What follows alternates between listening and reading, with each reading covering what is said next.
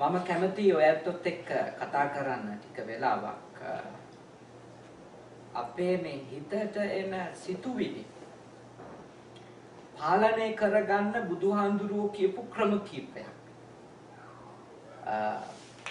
සිතට එන ඒවායි අපි පාලනය කරගන්න ඕනේ නරක සිතුවිලි. හොඳ සිතුවිලි කොච්චර වැටුණත් කමක් නැහැ. කරුණාව, මෛත්‍රිය, නේ? මුදිතාව, උපේක්ෂාව ඒවට මේ එහෙම ලිමිට් එකක් නැතුවම වැඩෙන්න දෙන්න ඕනේ. හැබැයි නරක සිතුවිලි ඒවට බුද්ධාගමේ කියන්නේ අකුසල විතර්ක. අකුසල විතර්ක. අකුසල චේතසිකනේ. අකුසල චිත්ත. අකුසල සිත්, අකුසල සිතුවිලි, අකුසල විතර්ක මේවා වැඩෙන එක නවත්තන්නත් ඕනි, තියෙන ඒවා අයින් කරන්න. වැඩෙන එක නවත්තන්නත් ඕනි, තියෙන එක අයින් කරන්නත් ඕන. ඕකනේ අර සම්මා වායාම වල පළවෙනිම කාරණේ. නූපං අකුසල සිතුවිලි උපදින එක වළක්වන්න ඕනි. උපං අකුසල සිතුවිලි පුළුවන් තරම් අයින් කරගන්න. එතකොට මම ඔබත් එක්ක කතා කරනවා භාග්‍යවතුන් වහන්සේ මජ්ක්‍ධිම නිකායේ දේශනා කරපු විතක්ක සංතාන සූත්‍රය අසුරු කරගත්තු කාරණා කීපයක් කොහොමද අපේ මනසට එන මේ සිතුවිලි විතර්කයන් අකුසල විතර්කයන් එක්ක අපි කටයුතු කරන්න ඕන. මේ ඇත්තටම මේ භාවනාවෙහි නියැලෙන යෝගාවචරයින්ට තමයි කියලා තියෙන්නේ. මේ දේශනාව සම්පූර්ණ මූලිකව ඉලක්ක කරන්නේ කෙලෙස් නිමා දමලා කෙලෙස් දුරු කරලා නිර්වාණය අවබෝධ කරගන්න වීරි වඩන පිරිසට. හැබැයි concept එකක් විදිහට ගත්තම මේක අපේ ඕනිම දෙයක් පාලනය කරන්න පුළුවන්. පාවිච්චි කරන්න පුළුවන්. ඕනම සිතුවිල්ලක් පාලනය කරගෙන මේ දිනදා ජීවිතෙත් යහපත් කරගන්න මේ ක්‍රමවේද ටික උදව්වක්. එහිදී බුදුහාඳුරුවෝ කියපු මොනවද ක්‍රම? පළවෙනි ක්‍රමේ තමයි බුදුහාඳුරුවෝ ගන්නනවා මෙහෙම. ඔබගේ මනසේ අකුසල විතර්කයක් ගොඩ නැගෙන වෙලාවට මොනවද අකුසල විතර්ක? ලෝභ, ද්වේෂ, මෝහ ප්‍රධානයිනේ. ඔය ටික මුල් කරගෙන ඊර්ෂියාව, මාන්නය ඔය ගොඩක් ඒවායි. ප්‍රධානයි ලෝභ, ද්වේෂ, මෝහ. ඇලීම, ගැටීම සහ ව්‍යාකූලත්වය.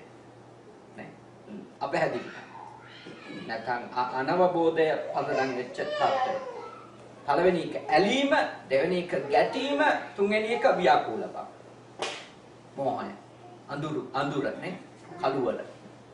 මේ තත්ත්වයන් තුන ඔබේ මනසේ ඇති වෙනකොට භාග්‍යවතුන් වහන්සේ අපට යෝජනා කරනවා අපි පළවෙනියෙන්ම උපායක් විදිහට පාවිච්චි කරන්න ඕනේ මේ සිතුවිලි අයින් කිරීම සඳහා හෝ පාලනය කිරීම සඳහා කුසල විතර්කයක් අප තුළ ඇති කරගන්න.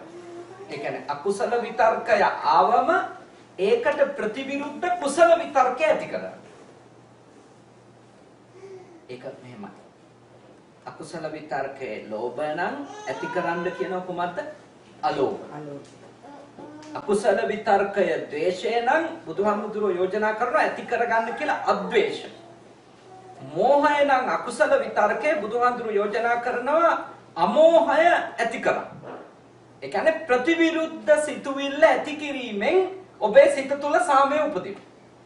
සමාධිය ගොඩ නැගෙනවා. ඔබගේ හිත තුළ සැනසෙල්ල ගොඩ නැගෙනවා. මේක සරලව කිව්වොත් හිත ඉන්න එක වෙනුවට ඒකට ප්‍රතිවිරුද්ධ දේ හිතන්න පටන් ගන්නවා. සරලව. දැන්ට තියෙන එක වෙනුවට ප්‍රතිවිරුද්ධ එක ගොඩ නැගෙනවා. ඒක බුදුහාඳුරුවෝ උපමා කරන්නේ මෙහෙමයි. දක්ෂ වඩුවෙක් හෝ ඔහුගේ ගෝලයෙක් හෝ දරුවෙක් හෝ ඇණයක් අයින් කරන්න.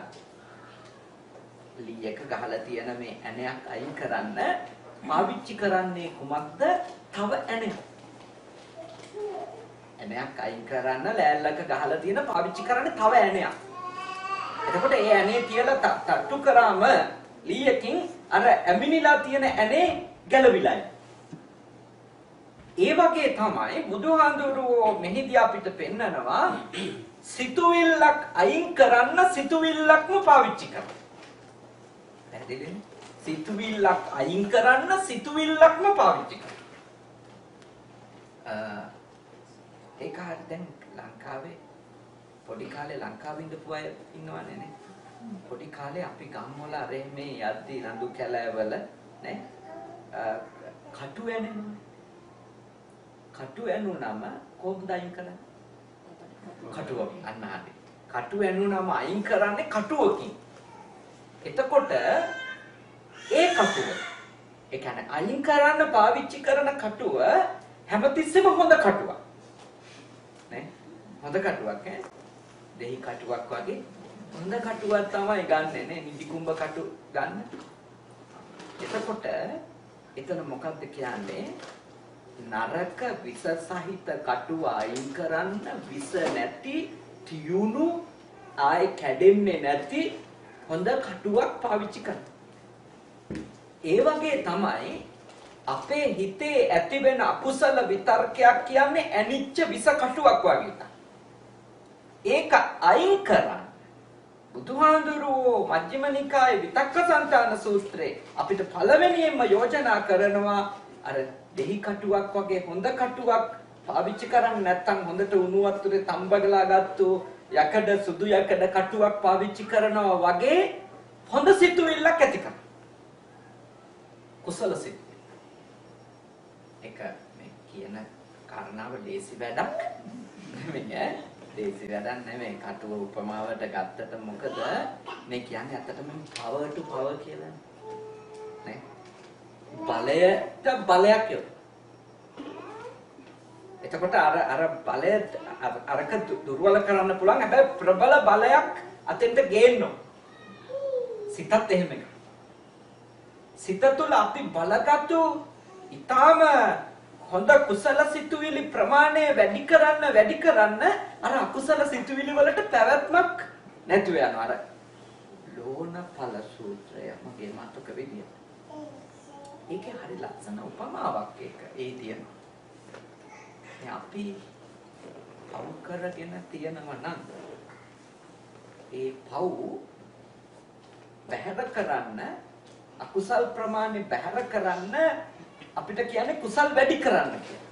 ඒක උදාහරණකින් කියනවා මේ වගේ.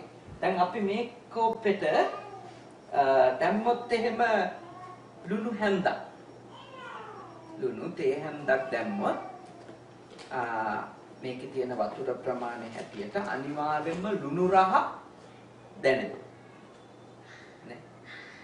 හැබැයි අපි ලුණු හැන්දක් දැම්මොත් ගඟකට අපි ලුණු හැන්දක් දැම්මොත් පොකුණකට නේ ලුණු හැන්දකුත් දාලා තියෙනවා හැබැයි වතුර ලීටර් ගාන වැඩි කරලා තියෙනවා. එතකොට එන්නේ කියනවා අපේ අකුසල් ප්‍රමාණයක් තිබුණත් අපි කරමු. වතුර ප්‍රමාණය හෙවත් කුසල් ප්‍රමාණය වැඩි කරන්න අර අකුසලයට බලගතු වෙලා එන්න බැරි වෙනවා. ඉදිරිපත් වෙලා අපිට නරක විපාක ගෙනල්ලා දෙන්න බැරි වෙනවා. පැහැදිලි නේද මම කියන්නේ? ඒ හින්දා අපි කාට අපේ හිත හදාගන්න තියෙන හොඳ උපායක් තමයි එන සිතුවිල්ලේ ප්‍රතිවිරුද්ධ එක හොයාගන්න.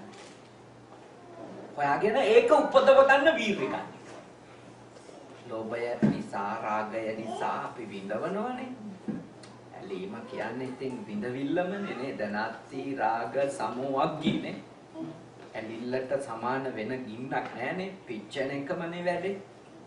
නේ ඉතින් ඇලීම ඇති කරගත්තම ගතින් ඇලෙනකන් එවත් ඒක අපේ කරගන්නකම් පිච්චෙනවා. අපේ කරගන්න ලැබෙයිද නැද්ද? පිච්චෙනවා. ගතිනුයි හිතිනුයි දෙකෙන්ම අපේ කරගත්තට පස්සේ ආයෙත් පිච්චෙනවා. මට ඕන විදියට මේ ඉඳීද නැද්ද? තියාගන්න පුළුවන් වෙයිද නැද්ද නේ? හොර කරයිද නැද්ද? බොරු කරයිද නැද්ද? ඔච්චර බයෙන්ද ඉන්නේ නේ? ඉතින් ආයේ ඒ ගින්න ඔය දර ගින්නට වඩා පිච්චෙන එක. තෙල් වලින් පෙට්‍රල් වලින් එහෙම හැදෙන ගින්නට වඩා ලොකු ගින්නක් ඇලුනම තියෙන ගින්න. ඉතින් බුද්ධාගම කියන්නේ තේන්දි මොකද්ද? ඔබට ඇත්තටම සැනසෙල්ල ඕන නම් ඔබ ඇති කරගන්න ඕන නොඇලීම. ඔබ නොඇලීම දියුණු කරන්න තමයි ඔබට ඇලීම නිසා ඇතිවෙච්ච අසහනෙ දුර වෙන්නේ. පැහැදිලිද? ඒකට වීර්යය ඕන. මේ එකක්වත් මේ කකුල් දෙක උඩ තියාගෙන මේ බොහොම සුඛෝපභෝගීව කරන්න පුළුවන් වැඩ. මේ ඔක්කොම කැපකිරීම. කැපකිරීම. ලොකු වීර්යයක් ඕනි. හැබැයි බුදුහාමුදුරුවෝ අපිට මැප් එක පෙන්නලා තියෙනවා නේ.